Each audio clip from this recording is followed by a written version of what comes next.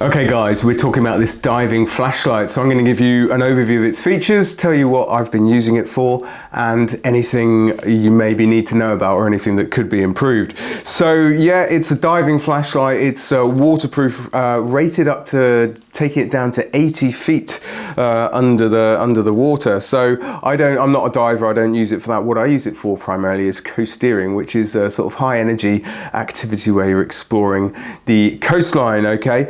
And coasteering is actually a really good test of the ruggedness of any equipment because it's such a high energy environment, i.e. waves and rocks and sharp things like barnacles. It really punishes any kind of equipment you take there. So yeah, so I've been using this torch for a couple of years and it's still going strong. For its price point, it really is brilliant. It's totally waterproof and very, very simple in its operation. Okay, so it's not got any sort of special features really. To operate the thing, you just have to kind of twist it, okay? And it's got 3 modes. You can see right now it's got the flashing mode.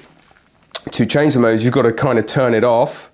So twist it off and twist it back on, and then you can alternate between so it's got 2 sort of standard just beams of brightness, and then it's got the flashing mode. Obviously flashing is kind of useful if you're ever out and about and find yourself in an emergency. It's a great way obviously of calling the emergency services. So with any kit you take into the outdoors, if they've got any functionality to help you in should things go wrong, that's really useful. Okay, so at first, it's you know, it's kind of counterintuitive how simple that system is to work, but change between the functions. And you also have the feeling that as you're unscrewing this bit, which actually, let's unscrew it completely. That's actually where the battery goes, okay? So to turn it off, you actually have to unscrew it, and you're, you know, potentially, you know, letting water in here. But in truth, it's got several of these rubber gaskets here.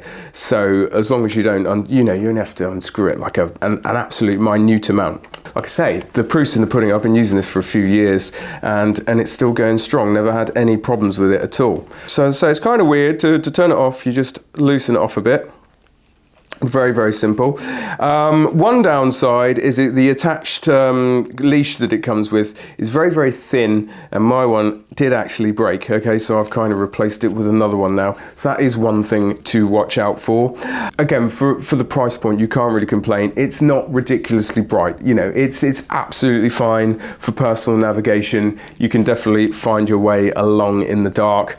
And again, I've used it in sort of dark sea caves and stuff, which are extremely dark places. So it's absolutely fine for that.